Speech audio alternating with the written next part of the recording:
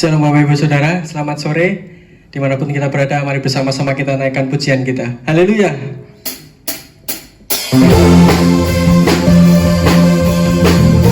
Sore hari ini kami mau menaikkan pujian kami Tuhan. Sama-sama katakan. Segala puji syukur hanya bagimu Tuhan, sebab Dia layak dipuja. Kami mau bersorak, tinggikan nama-Mu. Haleluya. Bersama-sama dari awal lagi. Segala puji syukur hanya bagimu Tuhan, sebab Kau yang layak dipuja. Kami mau bersorak untuk Tuhan. Kami mau bersorak, tinggikan nama-Mu. Haleluya. Bersama-sama bilangkan tanganmu. Soraklah haleluya, soraklah haleluya, haleluya. Soraklah haleluya, soraklah haleluya, haleluya. Mari dari awal katakan. Segala puji syukur hanya bagimu Tuhan, sebab Kau yang layak dipuja. Inilah pujian kami Tuhan. Kami bersorak, tinggikan nama-Nya. Haleluya. Mari sambil angkat tangan kita. Soraklah haleluya, soraklah haleluya, haleluya. Soraklah haleluya, soraklah haleluya, haleluya. Mari lebih semangat lagi katakan. Soraklah haleluya, soraklah haleluya, haleluya.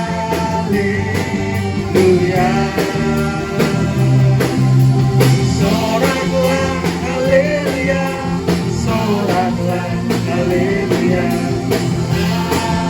haleluya. Mari jemaat sendiri katakan. Soraklah haleluya, haleluya. Mari sekali lagi dengan segenap hati kita naikkan pujian ini. Soraklah haleluya, soraklah haleluya. Mari dengan lambaikan tangan bersama-sama dengan pujian ini. Soraklah haleluya, haleluya, haleluya. Soraklah haleluya, soraklah haleluya, haleluya. Katakan haleluya, haleluya. Sekali lagi dengan lebih semangat lagi. Haleluya. Mari berikan sorak-sorai bagi Tuhan kita, Raja di atas segala raja. Terima kasih Tuhan. Terima kasih Tuhan. Terima kasih Tuhan untuk sore hari ini Tuhan. Yes. Kami mau naikkan segala pujian kami, segala syukur kami kepadamu Tuhan.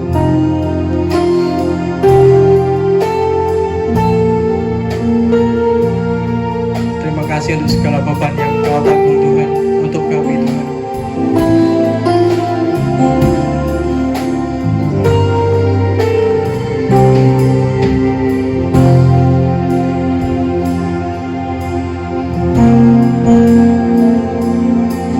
Bila hati terasa berat, tak seorang pun mengerti bebanku. Ku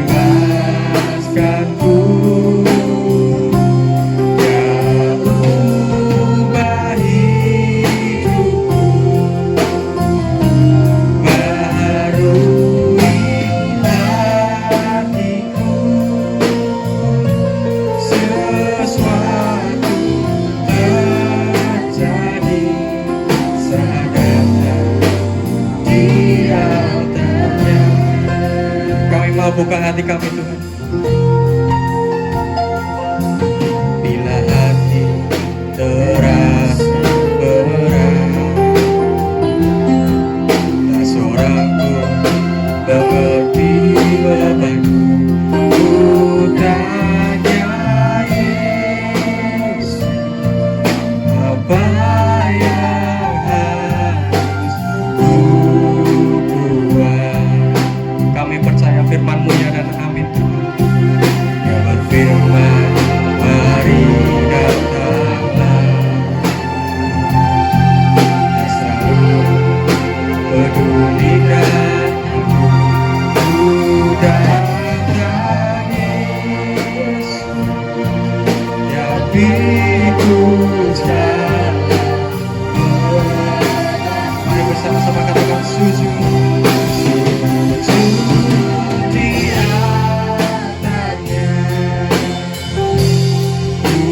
Bawa hidupku, ku terima anugerahnya yang uniku dan bebaskanku, yang ubah hidupku, baharui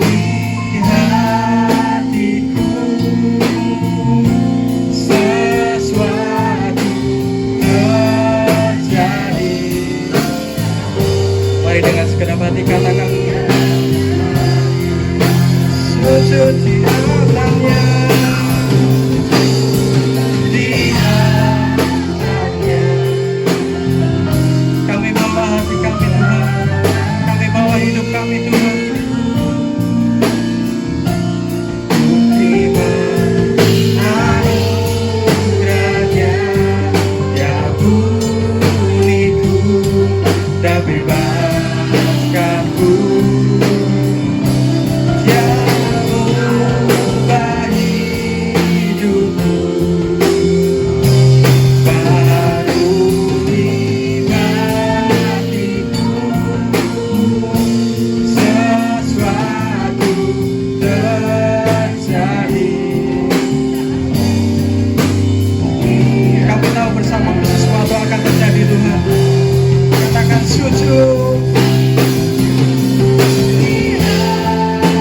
Ini kami Tuhan, kami bawa segala hidup kami Tuhan. Biar sore hari ini Tuhan, Tuhan baru hidup kami Tuhan.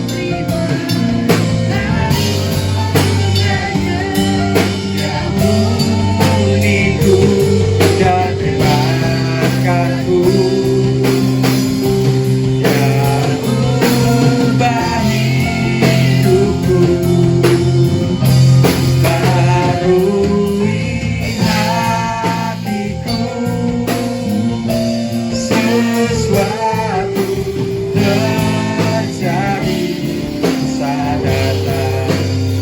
Mari bersama-sama sambil angkat tangan kita katakan pujian ini.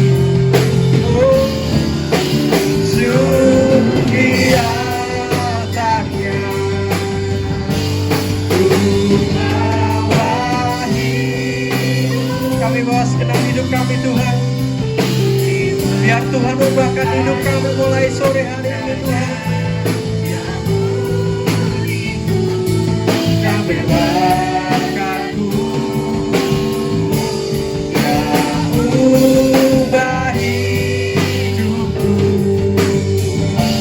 barui hatiku, sesuatu terjadi saat datang dia. Katakan mujizat terjadi.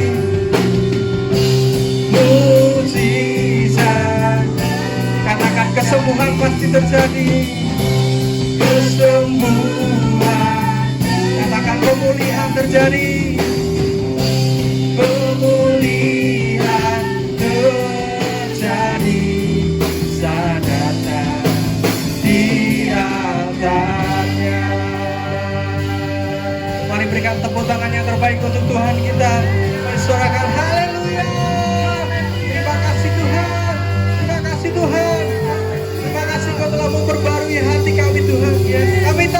bersamamu ada masa depan yang penuh pengharapan Tuhan. Terima kasih Tuhan, terima kasih Tuhan, terima kasih Tuhan. Kami naikkan segala pujian kami naikkan segala syukur kami hanya kepadamu Tuhan. Orang yang duduk dalam lindungan yang maha tinggi dan bermalam dalam naungan yang maha kuasa akan berkata kepada Tuhan, tempat perlindunganku dan kubu pertahananku, Allahku yang kupercayai. Sungguh dialah yang akan melepaskan engkau dari jerat penangkap burung, dari penyakit sambar yang busuk. Dengan kepalanya ia akan melindungi engkau, di bawah sayapnya engkau akan berlindung. Kesetiaannya ialah perisai dan pagar tembok. Engkau tak usah takut terhadap kedahsyatan malam, terhadap panah yang terbang di waktu siang, terhadap penyakit sambar yang berjalan di dalam gelap, terhadap penyakit menular yang mengamuk di waktu petang. Walau 1000 orang rebah di sisimu dan 10.000 di sebelah kananmu, tetapi itu tidak akan menimpamu. Engkau hanya menontonnya dengan matamu sendiri dan melihat pembalasan terhadap orang-orang fasik. Sebab Tuhan ialah tempat perlindunganmu, yang maha tinggi telah kau buat tempat perteduhanmu. Malapetaka tidak akan menimpa kamu, dan tulah tidak akan mendekat kepada kediamanmu. Sebab malaikat-malaikatnya akan diberitakannya kepadamu untuk menjaga engkau di segala jalanmu. Mereka akan menatang engkau di atas tangannya, supaya kakimu jangan teratup kepada batu. Singa dan ular tedung akan kau langkai. Kau akan meminjak anak singa di luar tenaga. Sungguh hatinya melekat kepadaku, maka aku akan merebutkannya. Aku akan membentenginya sebab ia mengenal namaku. Bila ia berseru kepadaku, aku akan menjawab. Aku akan menyertai dia dalam kesesakan. Aku akan meluputkannya dan memuliakannya. Dengan panjang umur akan kukenyangkan dia, dan akan kuperlihatkan kepadanya keselamatan daripadaku. Amin.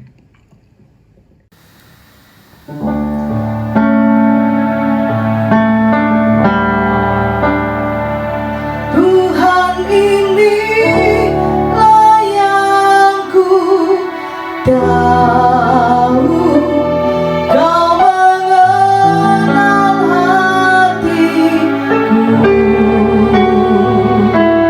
jauh melebihi semua yang terdekat sekalipun. Tuhan inilah yang Kau mau, ku menjaga hatiku, supaya kehidupan memancar senantiasa.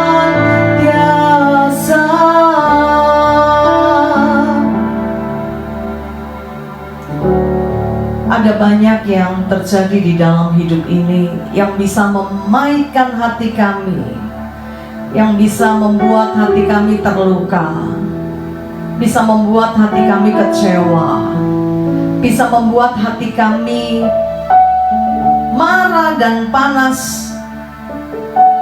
Karena itu Tuhan, malam hari ini kami datang kepadamu. Kami bawa bejana hidup kami. Mari isi dengan firman-Mu, biar firman-Mu menuntun kami, membawa kami kepada rencana-Mu yang sempurna. Pengurapan-Mu atas kami semua, baik hamba-Mu yang akan sampaikan firman-Mu dan setiap jemaat-Mu yang mengikuti ibadah online ini.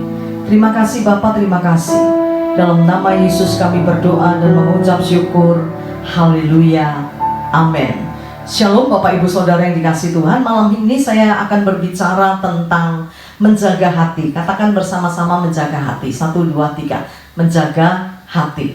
Menjaga hati ini sangat penting karena firman Tuhan di dalam Amsal pasal 4 ayat 23. Saya yakin Bapak Ibu Saudara pasti hafal ayat ini karena sering dengar ya.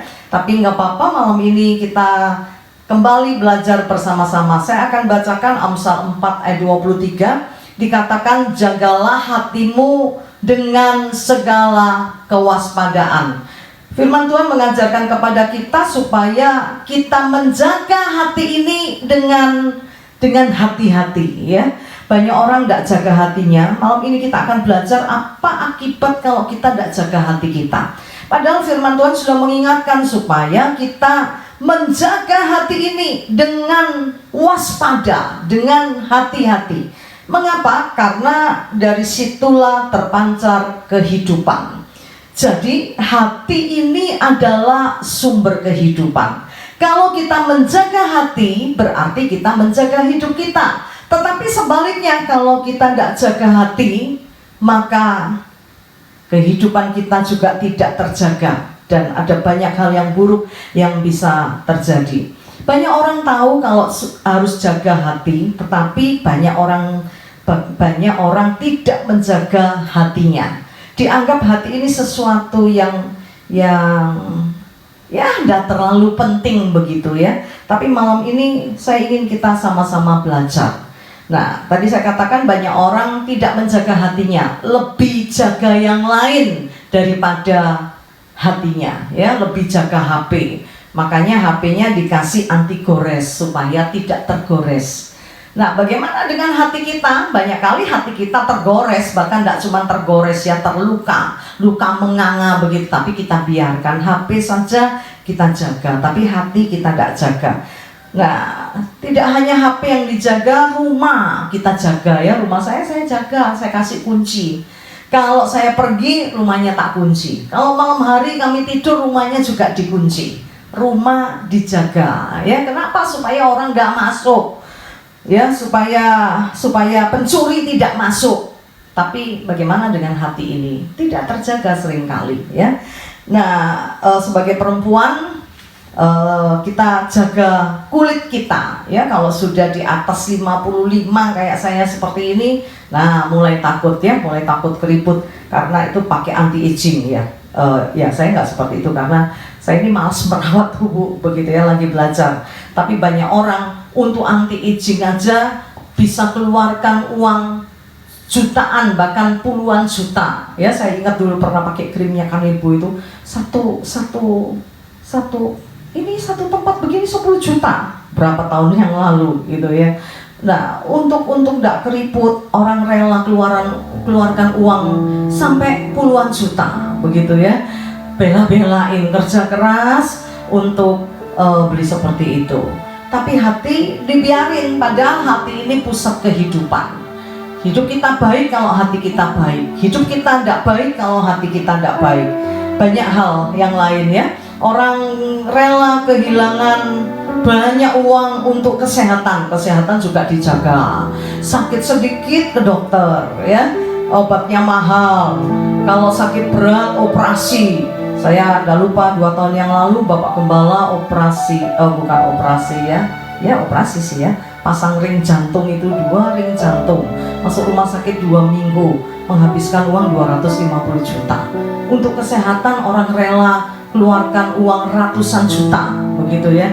Tapi untuk hati ini banyak orang tidak peduli. Padahal ada banyak hal yang bisa terjadi sehingga hati kita sakit ya. Ada banyak jenis penyakit hati. Ada iri hati, ada panas hati, ada tawar hati, ada sakit hati, ada tinggi hati. Daud tahu persis betapa pentingnya menjaga hati. Karena itu dia berkata kepada Tuhan, dan apa yang dia katakan ini sudah dilakukan ya. Daud berkata, ujilah aku Tuhan, cobalah aku Tuhan, selidiki hatiku dan batinku, mataku tertuju padamu. Aku cinta padamu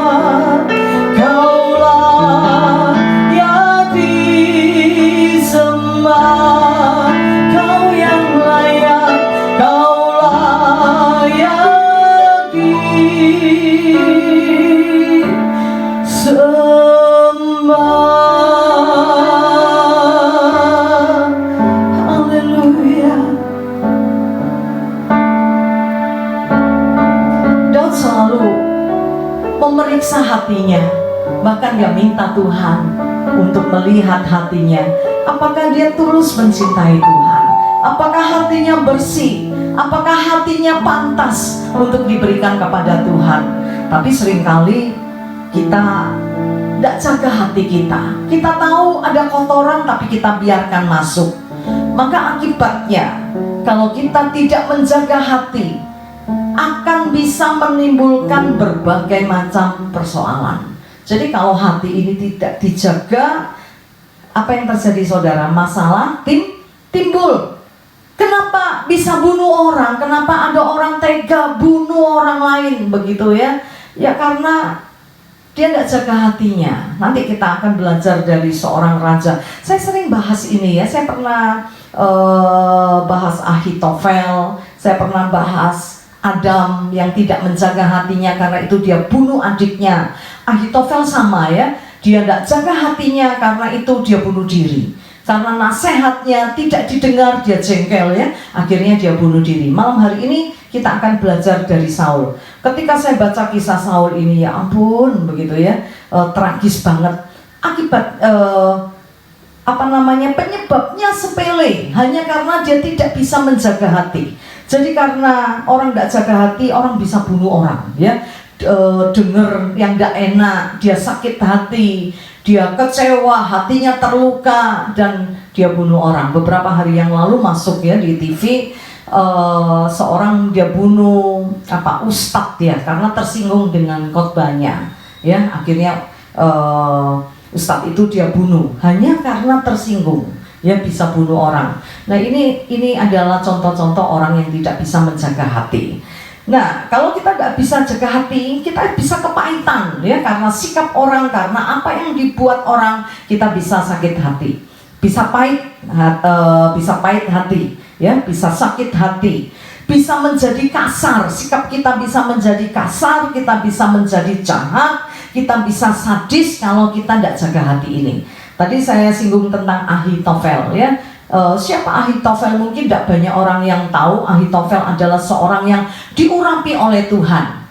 Dikatakan dalam kisah itu, nasihat yang dia berikan itu seperti omongannya Tuhan. Jadi levelnya sudah tingkat tinggi. Dia penasihat dari Raja Daud ya. Apa yang dia katakan, apa yang dinasihatkan, itu bobotnya sama dengan kalau Tuhan ngomong begitu ya. Jadi seseorang yang luar biasa diurapi Tuhan. Tapi bagaimana akhir hidupnya ketika dia memberikan nasihat dan nasihatnya tidak didengar, dia menjadi kecewa dan akhirnya bunuh diri. Oke, kita akan lihat Kisah Para Rasul pasal 13. Beberapa waktu yang lalu saya sudah bahas ya. Kisah Para Rasul pasal 13 ayat yang ke-22. Ayat ini berkata, setelah Saul disingkirkan ya. Kenapa Tuhan singkirkan Saul? Selain Saul itu tidak pernah memikirkan Tuhan, yang dia pikir dirinya sendiri. Dia hidup untuk kenikmatan diri sendiri. Dia halalkan segala cara. Dia tidak peduli, walaupun Tuhan tidak boleh, tapi karena dia takut kehilangan kedudukannya, dia mempersembahkan korban. Dia tidak pernah peduli dengan perasaan Tuhan. Dia tidak pernah peduli dengan aturan-aturannya Tuhan. Karena itu Tuhan singkirkan dia. Tidak hanya itu, ternyata kehidupan Saul ini sangat-sangat kejam begitu ya. Hanya berawal dari tidak menjaga hati ya. Akhirnya Saul melakukan sesuatu yang menurut saya sangat tidak baik ya. Jadi selain dia tidak menghormati Tuhan, makanya Tuhan singkirkan. Selain itu Saul ini jahatnya minta ampun saudara. Oke, kita akan lihat 1 Samuel pasal 18. Bermula ya, asal mulanya hanya karena nyanyian. Suatu hari ketika dia pulang dari perang ya, perempuan-perempuan kota mereka semua keluar dan mereka menari sambil menyanyi ya. Maksudnya baik, mereka menyambut menyambut Raja Saul dan Daud yang pulang dari perang. Mereka berhasil mengalahkan Filistin. 1 Samuel pasal 18 ayat 6. Tetapi pada waktu mereka pulang, ketika Daud kembali sesudah mengalahkan orang Filistin itu, keluarlah orang-orang perempuan dari segala kota Israel menyongsong Raja Saul sambil menyanyi dan menari. Jadi tujuan perempuan-perempuan ini menyambut Raja Saul yang menang terhadap Filistin. Nah, ayat selanjutnya berkata, mereka menyanyi dan menari-nari sambil memukul rebana dengan bersukaria dan dengan membunyikan gerincing. Dan perempuan yang menari-nari itu menyanyi berbalas-balasan. Katanya, Saul mengalahkan beribu-ribu musuh, tetapi Daud berlaksa-laksa. Hanya karena nyanyian itu membuat Raja Saul hatinya sebel, gitu ya. Dengar nyanyian itu hatinya sebel. Padahal perempuan-perempuan ini menyanyi, menyambut dia, menyanyi, menari, tapi nyanyiannya membuat Raja Saul terluka. Mereka berkata, Saul mengalahkan beribu-ribu, tapi Daud mengalahkan berlaksa-laksa. Berlaksa itu puluhan ribu. Ayat 8, lalu bangkitlah amarah Saul dengan sangat, dan perkataan itu menyebalkan hatinya. Sebab pikirnya, kenapa Daud diperhitungkan mereka berlaksa-laksa, tetapi kepadaku diperhitungkan beribu-ribu. Akhir-akhirnya jabatan raja itu pun jatuh kepadanya. Nah, dia dengar Saul tidak jaga hati, dia marah, dia kecewa, hatinya sebel. Ya, banyak kali di dalam hidup ini dengar omongan orang, kita bisa kecewa, saudara. Kita bisa jengkel, kita bisa mangkel, kita bisa sebel, betul ya? Kalau apa yang kita dengar tidak sesuai, gitu ya, kita lakukan A, orang ngomong B, loh itu bisa jengkel, loh saudara. Saya pun sering alami itu, tapi lewat kisah ini saya belajar, ya, belajar apa menjaga hati ini. Hanya karena nyanyian Saul kecewa dan dia tidak menjaga hatinya. Akibatnya apa, saudara? Ayat 9, sejak hari itu maka Saul selalu mendengki Daud.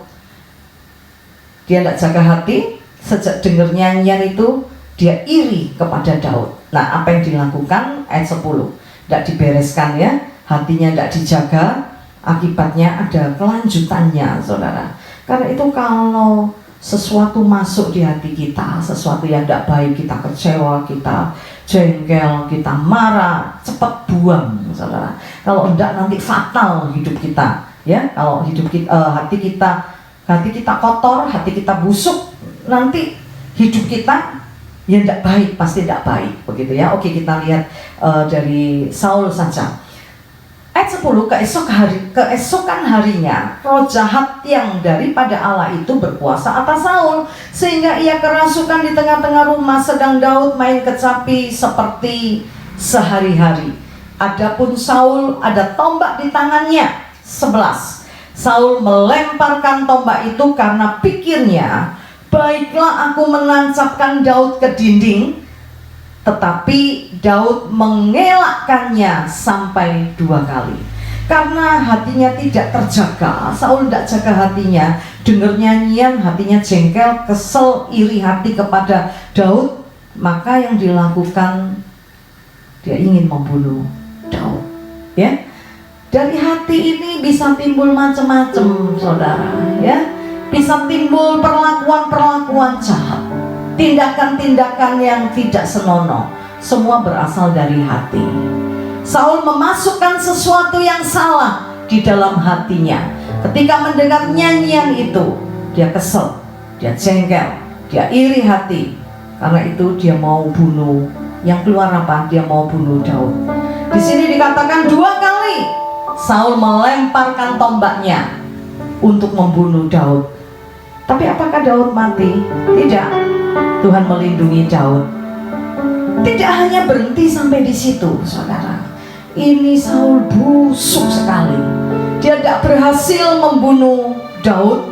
Dia lakukan taktik yang selanjutnya. Ya, dikatakan di ayat yang ke-13, sebab itu Saul menjauhkan Daud dari dekatnya dan mengangkat dia menjadi kepala pasukan 1000, sehingga ia berada di depan dalam segala gerakan tentara. Saudara, tidak hanya berusaha membunuh, dia punya taktik, dia punya akal bulus. Oh, Daud ini dijadikan kepala tentara saja, supaya kalau dia perang, dia ada di depan, dan pada akhirnya dia mati dibunuh oleh musuh. Lebih baik begitu, bukan dari tanganku, tetapi biar musuh saja yang membunuh Daud. Inilah yang dilakukan oleh Saul. Tidak hanya itu, ya, dia menghalalkan segala cara. Dia bunuh tidak berhasil, dia tempatkan Daud kalau perang di depan, karena itu dia angkat Daud sebagai kepala. Tidak hanya itu, bahkan dia korbankan anaknya untuk misinya membunuh Daud. Ayat 17, berkatalah Saul kepada Daud, ini anakku perempuan yang tertua, Merab namanya. Dia akan kuberikan kepadamu menjadi istrimu. Hanya jadilah bagiku seorang yang gagah perkasa. Dia minta Daud menjadi orang yang gagah perkasa. Maksudnya kalau kerajaan ada apa-apa, dia harus maju dulu, begitu ya. Nah, tapi ini dengan satu tujuan yang busuk. Ayat selanjutnya berkata, sebab pikir Saul, janganlah tanganku memukul dia, tetapi biarlah ia dipukul oleh tangan orang Filistin. Dia rela korbanin anaknya, berikan anaknya untuk jadi istri Daud, supaya Daud mati di medan perang, supaya Daud mau menjadi orang yang perkasa di kerajaannya. Kalau ada musuh, Daud yang maju dulu. Tetapi dia orang yang tidak pegang janji, ya, Saul ini. Di ayat yang ke-19, tetapi ketika tiba waktunya untuk memberikan Merab anak Saul itu kepada Daud, maka anak perempuan itu diberikan kepada Adriel orang Mehola menjadi istrinya. Ya, akibat dari tidak jaga hati, lihat saudara, dia ingkar janji, ya, dia tidak tepati janjinya. Janji sama Daud, pokoknya kamu jadi orang perkasa, nanti anakku Merab aku berikan. Tiba hari di mana dia harus serahkan anaknya, dikasih ke orang lain, dikawinkan kepada orang lain. Tapi waktu itu tidak berhenti sampai di sini kisahnya. Ayat 20, tetapi Mikal anak perempuan Saul jatuh cinta kepada Daud. Ketika hal itu diberitahukan kepada Saul, maka ia pun menyetujuinya. Kenapa Saul setuju? Ada ini ya, akal busuk gitu ya. Nah, Saul berpikir, kebetulan Mikal suka kepada Daud, wes gak apa-apa, tak kekno Mikal gitu ya. Tetapi biarlah ia menjadi jerat bagi Daud, dan biarlah tangan orang Filistin memukul dia. Tidak cuman Merab yang di PHP-kan ya kepada Daud, kali ini Mikal, begitu ya. Nah, Daud berkata, ketika hal ini diberitahukan kepada Daud berkata, bagaimana mungkin aku bisa jadi menantu raja? Lawang aku ini loh orang miskin, tidak punya apa-apa. Lalu raja berkata bahwa tidak usah macam-macam begitu ya. Kalau kamu mau sama anakku Mikal, kamu hanya harus menyerahkan 100 kulit katan orang Filistin. Dengan lain kata, kamu harus bunuh orang Filistin ya. Kalau nanti orang Filistin mati, nah disunat kabeh, diambil kulit katannya. Saul minta 100 kulit katan sebagai mas kawin. Buat Daud itu bukan sesuatu yang sulit. Pada akhirnya Daud mengalahkan orang Filistin, dan dia memberikan 100 kulit katan kepada Saul. Di sini kita bisa melihat penyertaan Tuhan atas Daud luar biasa ya. Tapi kita tidak bicara tentang Daud. Malam ini saya ingin bicara tentang Saul. Saul melakukan banyak tipu muslihat ya. Dikawinkan anaknya Mikal, ya, anaknya Mikal diberikan kepada Daud, diberikan kawin sama Daud dengan tujuan untuk membunuh Daud. Suatu hari dia mau bunuh Daud ya, dia sudah kirim orang, tapi Mikal namanya suami ya, Mikal cinta Daud. Mikal tahu ayahnya mau bunuh Daud, disuruh pergi. Lalu dirancang itu, dikasih sesuatu supaya Tampaknya Daud sedang tidur. Ketika orang mau bunuh ternyata nggak ada, orangnya pergi. Bapaknya marah, kamu kok begitu gitu ya. Nah, singkat cerita akhirnya Saul melakukan pengejaran kepada Daud ya.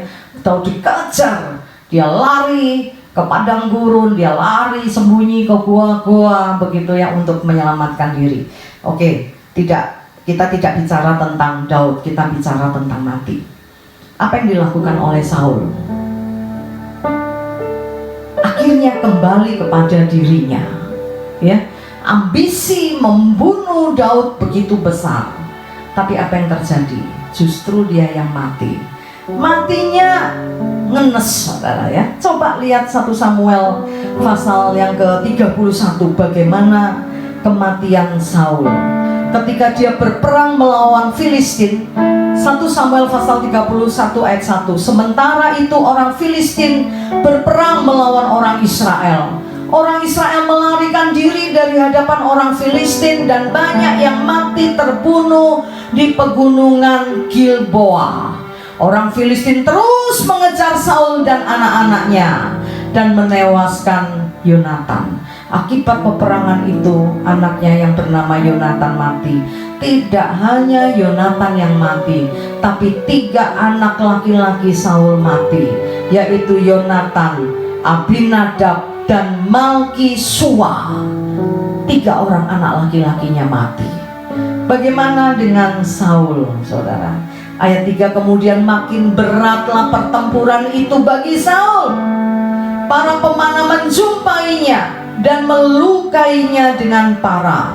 Lalu berkatalah Saul kepada pembawa senjatanya, "Hunuslah pedangmu dan tikamlah aku, supaya jangan datang orang-orang yang tidak bersunat ini menikam aku dan memperlakukan aku sebagai permainan." Tetapi pembawa senjata itu tidak mau, karena ia sangat segan. Mereka menghormati Saul karena itu tidak mau bunuh Saul. Saul minta supaya dibunuh daripada aku nanti dipermalukan ya, dibuat hinaan oleh orang-orang Filistin. Lebih baik bunuhlah aku. Anak buah Saul tidak mau, saudara. Apa yang dilakukan oleh Saul? Bagian terakhir mari kita baca bersama-sama dari ayat yang keempat ini, dari kata kemudian ya, 1, 2, 3. Kemudian Saul mengambil pedang itu dan menjatuhkan dirinya ke atasnya. Dia ambil pedang yang dibawa oleh pegawainya, lalu dia bunuh diri. Mati dengan cara mengenaskan, dan 3 orang anaknya mati. Sangat tragis sekali. Kenapa ini bisa terjadi, saudara? Masalahnya sepele, hanya karena tidak menjaga hati. Maka hati Saul menjadi jahat. Dia ingin membunuh Daud. Apa yang terjadi? Bukan Daud yang mati, tetapi dirinya yang mati. Firman Tuhan berkata, barang siapa menggali lubang, dia yang akan jatuh ke dalamnya. Pengen Daud mati, dibunuh orang Filistin. Apa yang terjadi? Dia yang mati, dibunuh orang Filistin. Bahkan ketiga anaknya pun mati. Malam hari ini kita bisa belajar dari Raja Saul. Hanya karena tidak menjaga hati, akhirnya dia dan ketiga anaknya mati. Ada banyak hal yang terjadi di dalam hidup ini. Saya tahu tidak mudah menjaga hati. Ketika kita dengar perkataan orang, kita sakit hati. Sulit sekali untuk kita buang ya. Oh CNAE begitu ya, orang seperti ini kalau tidak dibales tuman, kita biarkan sampah tertumpuk. Besoknya terjadi sesuatu ya. Dalam hidup ini banyak terjadi sesuatu. Suatu hari saya lewat ya dari Gading ya, saya mau kembali ke rumah, ada motor melawan arus ya, kenceng banget. Dari jauh saya udah takut, waduh iki iso nabrak ini. Saya klakson, saudara. Apa yang terjadi? Begitu dia dekat, dia maki saya. Bahkan sesudah dia lewat, dia masih noleh, masih mendelik. Gergeten, saudara ya. Kalau itu dulu, saudara, wis tak uber antemi, saudara. Tapi karena saya ada di dalam Tuhan, hal itu tidak saya lakukan. Tapi jengkel saudara, ya, jengkel. Orangnya sudah tidak ada, hati saya panas gitu ya. Kurang ajar. Udah lawan arus, masih mendelik-mendelik, masih maki orang. Aku jalan di jalan yang benar, di jalur yang benar. Dia yang salah, tapi modelnya kayak gitu. Tapi hari-hari itu saya sedang belajar menjaga hati saya. Karena itu saya buang kotoran ini. Nggak mau inget-inget lagi, ya. Nggak mau jengkel karena orang itu.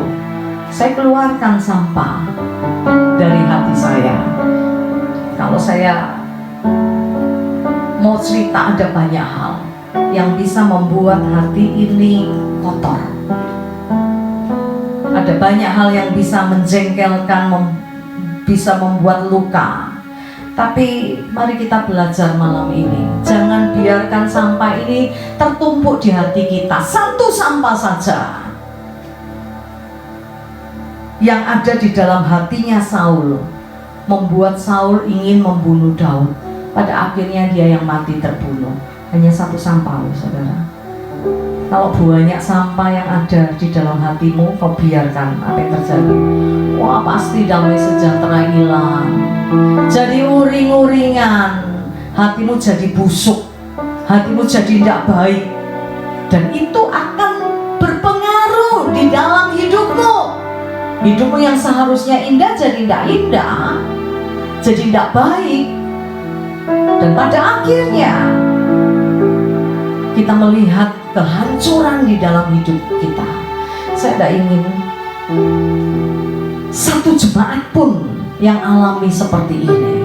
Hidupmu hancur karena kau tidak jaga hatimu. Hidupmu rusak, rancangan Tuhan yang indah rusak karena kau tidak jaga hati. Karena itu malam ini, ayo kita periksa hati ini. Keluarkan semua kotoran, ya. Kalau ada orang yang pernah melukai kau, buang luka itu, udah ampunilah. Kalau ada hal-hal yang memainkan hatimu, jangan disimpan. Simpan duit gak apa-apa, tapi simpan kepahitan, nanti bisa kanker. Gak sedikit, saya gak ngomong kanker itu karena sakit hati loh saudara. Ojo dibalik ya. Sakit hati bisa kanker, tapi kalau kanker belum tentu karena sakit hati. Pola hidup yang tidak baik bisa kanker, ya. Ayo ambil waktu kita periksa hati ini. Kalau ada yang tidak baik, ya, kalau ada penyakit-penyakit hati yang sudah saya sebut tadi, iri hati, sakit hati, tawar hati, panas hati, iri hati dan lain sebagainya, tinggi hati, ayo buang. Kenapa? Tuhan mau kita jaga hati kita. Mari kita berdoa. Hanya dekat kasih-Mu Bapa, jiwaku pun tenang. Engkau menerimaku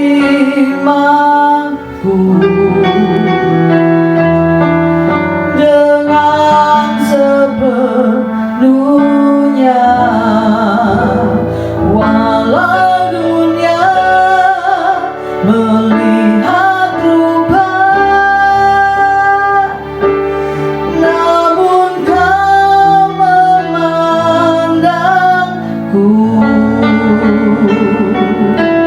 sampai ke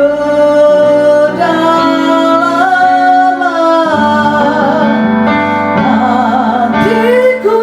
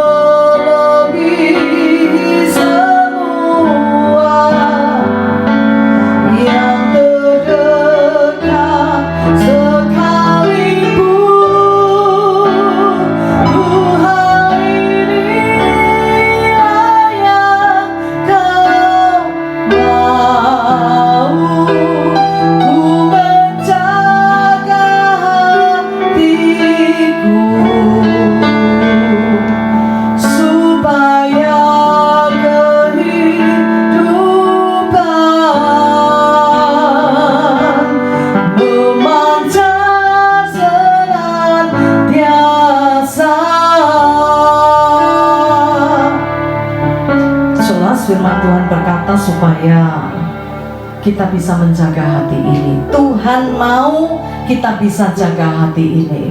Kalau selama ini kita nggak pernah peduli dengan urusan yang satu ini, malam hari ini saya ingin mengajak Bapak Ibu Saudara mengerti betapa pentingnya hati ini. Kalau hati ini tidak terjaga, itu akan berpengaruh pada hidup kita, pada nasib kita. Karena itu, mari kita ambil waktu 1-2 menit. Ayo periksa hati ini. Kalau ada sakit hati, kecewa, pahit, atau mungkin iri hati, atau kesombongan, tinggi hati, itu semua akan menghancurkan hidupmu. Karena itu lepaskan pengampunan. Kalau ada orang yang melukai hatimu lewat perkataannya, lewat apa yang dia lakukan, menghina engkau, merendahkan engkau tidak terima, engkau jengkel, engkau berontak, malam hari ini demi kasih Tuhan, mari lepaskan, mari buang semua sampah yang ada di hati ini. Karena sampah-sampah itu akan menghancurkan hidup kita. Sampah-sampah itu akan membinasakan kita. Sampah-sampah itu akan membuat yang baik di dalam hidup kita jadi hilang. Kalaupun kau tidak mampu malam ini, biar kasih Tuhan menjamah hidupmu, memampukan kau mengampuni orang-orang yang sudah menghancurkan engkau, mengampuni orang-orang yang mengecewakan hatimu, mengampuni orang-orang yang melukaimu, yang menghinamu, yang memandang engkau rendah.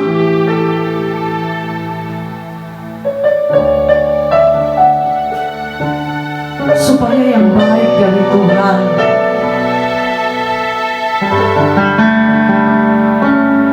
akan kau lihat, supaya apa yang Tuhan janjikan akan tergenapi. Kalau hatimu baik, hatimu bersih, maka akan terpancar, akan keluar sesuatu yang baik di dalam hidupmu. Tidak ada yang tersembunyi di hadapan-Mu Tuhan. Malam hari ini kau melihat hati kami. Kami mau taat akan perintah-Mu.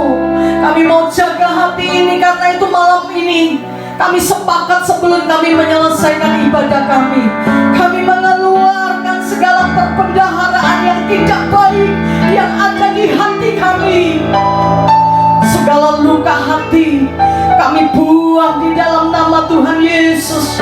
Segala yang pahit yang ada di hati ini, segala kebencian, segala kekecewaan, di dalam nama Tuhan Yesus kami mau melempar keluar jauh-jauh dari hidup kami dan dari hati kami.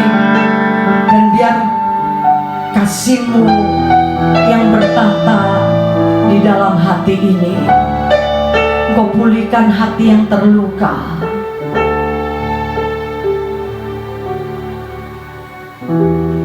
Dan Kau menjamah hati kami Tuhan.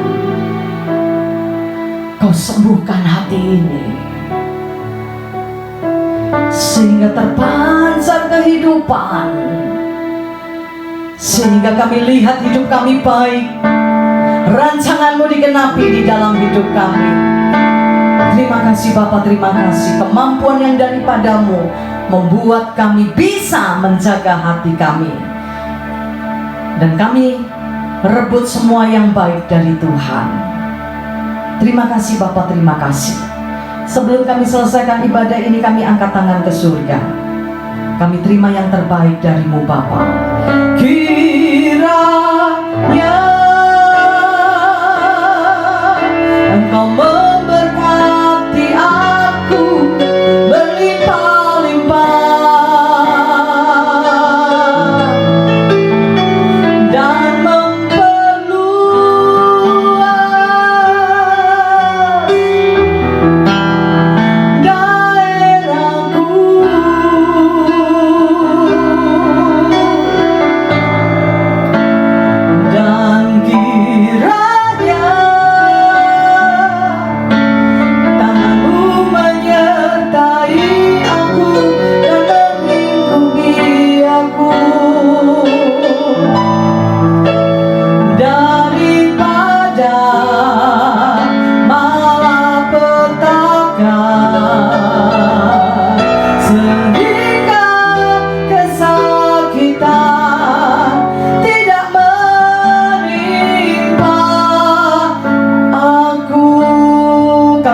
kedatangan ke surga. Kami terima kasih-Mu di dalam hidup kami. Kami terima berkat, rahmat dan anugerah dari Allah Bapa, di dalam cinta kasih dari Putra-Mu yang terkasih Tuhan kami Yesus Kristus, dan di dalam persekutuan dengan Roh Kudus menyertai kami mulai hari ini sampai Maranatha, Tuhan datang kembali. Yang percaya diberkati Tuhan bersama-sama katakan amin. Selamat malam, Tuhan memberkati kita semua. Selamat menjaga hati. Haleluya.